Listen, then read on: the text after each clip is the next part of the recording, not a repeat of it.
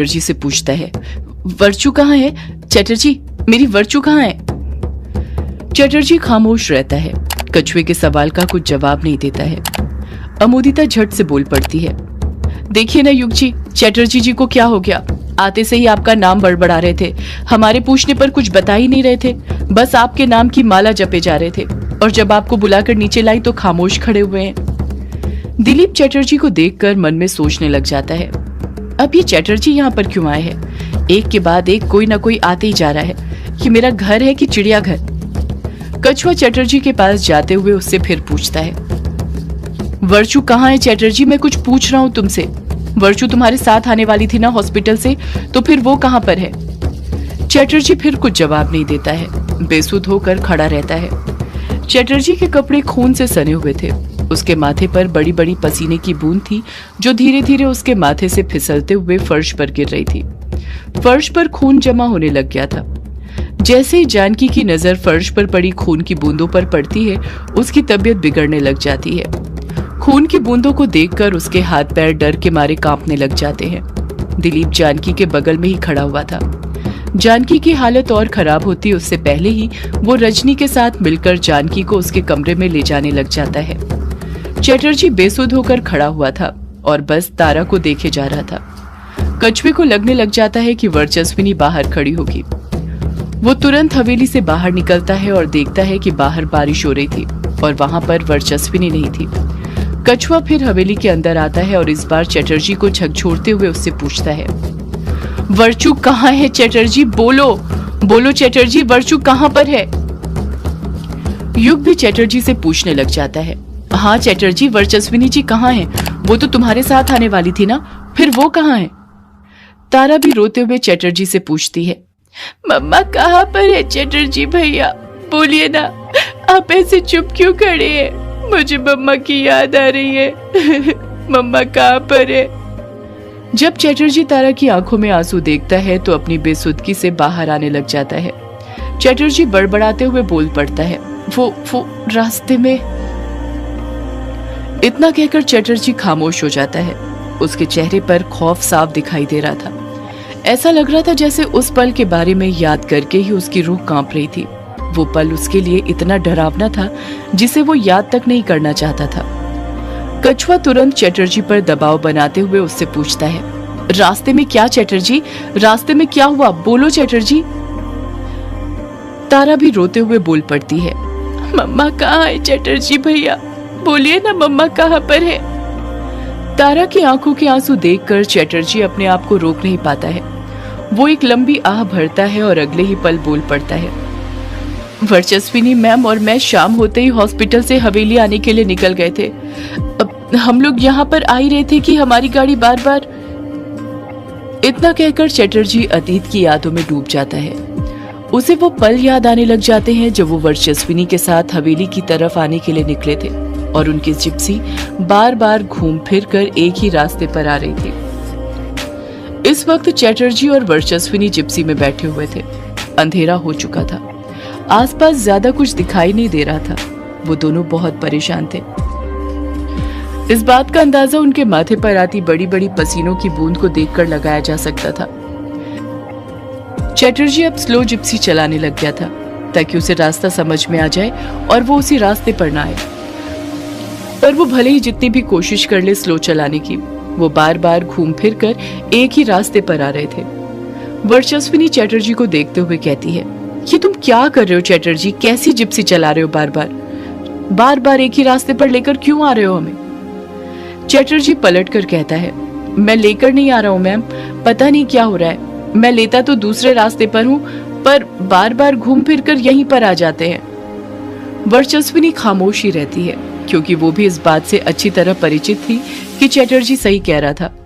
जो हो रहा था वो वर्चस्विनी की आंखों के सामने हो रहा था। वर्चस्विनी का भी सिर घूमने लग गया था। उसकी भी समझ नहीं आ रहा था कि वहां पर चल क्या रहा था। चटर्जी ने जिप्सी उसी रास्ते पर लाकर खड़ी कर दी थी जहां पर वो घूम फिर कर बार बार आ रहे थे। आसपास अंधेरा छाया हुआ था। पूरे रास्ते में कोई दिखाई नहीं दे रहा था जिससे वो रास्ता पूछ सके। पूरी सड़कें अंधेरे में सुनसान पड़ी हुई थी। चटर्जी अपने आसपास देखते हुए बड़बड़ाता है, मायाजाल, मायाजाल। मायाजाल। वर्चस्विनी मुंह बनाते हुए कहती है कि तुमने क्या मायाजाल मायाजाल लगा कर रखा हुआ है चटर्जी। चटर्जी कहता है, हम मायाजाल में फंस गए हैं वर्चस्विनी मैम, मायाजाल में। वर्चस्विनी हैरानी के साथ पूछती है, कैसा मायाजाल चटर्जी। चटर्जी डरते हुए कहता है, काले साए का मायाजाल, ये उसी का मायाजाल लग रहा है मुझे, तभी तो हम घूम फिर कर बार बार एक ही जगह पर पहुंच रहे हैं, और जिस जगह पर घूम फिर कर बार बार पहुंचते हैं उसे मायाजाल कहते हैं, जिसे माया से बनाया जाता है। ये मायाजाल ही है मैम, हम मायाजाल में फंस गए हैं। वर्चस्विनी खामोश रहती है। सच तो ये था, कहीं ना कहीं वर्चस्विनी को भी चटर्जी की बातें सच लग रही थी। उसे इस बात का आभास था कि वो किसी न किसी जाल में फंस गई थी, पर वो ये बात अच्छे से जानती थी कि अगर उसने चटर्जी की ये बात कबूल कर ली तो चटर्जी और घबरा जाएगा, उसके अंदर का डर और बढ़ जाएगा, क्योंकि आपके अंदर का डर आपके सामने वाले को ही देखकर बढ़ता है। अगर वो हिम्मत वाला होता है तो आपके अंदर का डर भी कुछ कम हो जाता है।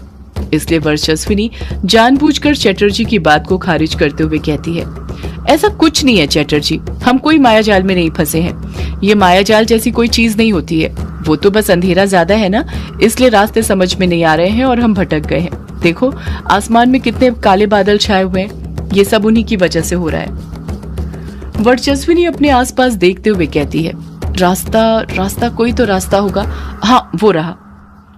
वर्चस्विनी अपने हाथ से इशारा करते हुए कहती है, चटर्जी वो देखो, हम सीधे जा रहे थे ना, वही इस सीधे रास्ते में लेफ्ट साइड से भी एक रास्ता जा रहा है, तुम उस साइड चलो। चटर्जी कहता है, पर मैम वो रास्ता रोंकामुचा गांव की तरफ नहीं जाता है, ये सीधा रास्ता जाता है, और ये लेफ्ट साइड वाला रास्ता तो मैं पहली बार देख रहा हूँ। ऐसा लग रहा है जैसे ये अभी अभी बना हो आपके कहने पर। मुझे तो ये रास्ता भी मायाजाल का ही एक हिस्सा लग रहा है। वर्चस्विनी चटर्जी पर चिढ़ते हुए कहती है, चटर्जी पहले तो तुम ना अपने दिमाग से ये मायाजाल वाली बात निकालो। जब तक तुम्हारे दिमाग में मायाजाल चलता रहेगा तुम ना ही कुछ और सोच पाओगे ना कर पाओगे, इसलिए इस मायाजाल को बाहर निकालो। चटर्जी चुप रहता है। वर्चस्विनी अपनी बात को आगे जारी रखते हुए अपने हाथ से सामने इशारा करते हुए कहती है, और ये सीधे वाले रास्ते पर तो हम कई बार जा चुके हैं ना, क्या हुआ है, हर बार यहीं पर आए हैं ना, तो एक बार ये लेफ्ट साइड वाले रास्ते में जाने में क्या हर्ज है, जाकर देखते हैं ना। चटर्जी हिचकिचाते हुए कहता है, पर मैम। चटर्जी अपनी बात पूरी करता उससे पहले ही वर्चस्विनी उसे टोकते हुए कहती है, चटर्जी तुम्हारे पास कोई और ऑप्शन है इस वक्त यहाँ से बाहर निकलने का। चटर्जी हड़बड़ाहट के साथ अपना मोबाइल निकालते हुए कहता है, हाँ है ना मैम, मैं किसी को अपनी मदद के लिए यहाँ पर बुला लेता हूँ, हमें कहीं जाने की जरूरत ही नहीं पड़ेगी, अभी चार्ली को अपनी लोकेशन भेज देता हूँ। इतना कहकर चटर्जी ने मोबाइल की स्क्रीन अनलॉक ही करी थी कि स्क्रीन पर नजर पड़ते ही उसका चेहरा उतर जाता है, वो और मायूस हो जाता है। वर्चस्विनी चटर्जी का उतरा हुआ चेहरा देखते हुए कहती है, नेटवर्क नहीं है ना, मुझे पता था, मैंने अपने मोबाइल में पहले ही देख लिया था।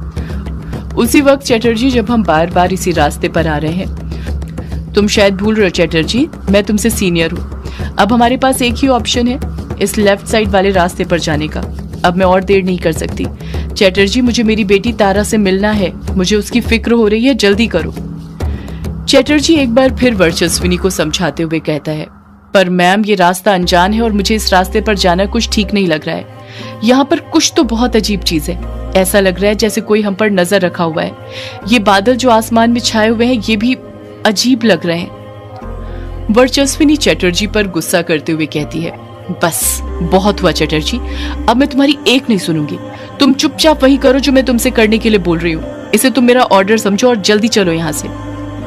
चटर्जी जानता था कि वो वर्चस्विनी को नहीं समझा पाएगा और उसे भी इस वक्त लेफ्ट साइड वाले रास्ते पर जाने के अलावा और कोई रास्ता नहीं दिख रहा था, इसलिए वो चुपचाप जिप्सी दोबारा चालू करता है और उस रास्ते पर जाने लग जाता है। जैसे जैसे वो उस रास्ते पर आगे बढ़ते जा रहे थे, सड़क के दोनों ओर का अंधेरा बढ़ते जा रहा था। आगे बढ़ते हुए ही अंधेरा इतना बढ़ जाता है कि उन्हें सड़क के दोनों ओर सिवाय घने अंधेरे के कुछ दिखाई नहीं दे रहा था। ऐसा लगने लग गया था जैसे वो किसी सुरंग के अंदर घुस रहे हो। उनकी जिप्सी के अगल बगल ऊपर नीचे हर जगह काला अंधेरा छाया हुआ था। चटर्जी अपने आसपास के अंधेरे को देखते हुए कहता है, मैम मैं कह रहा था ना, हमें इस रास्ते से नहीं आना चाहिए था।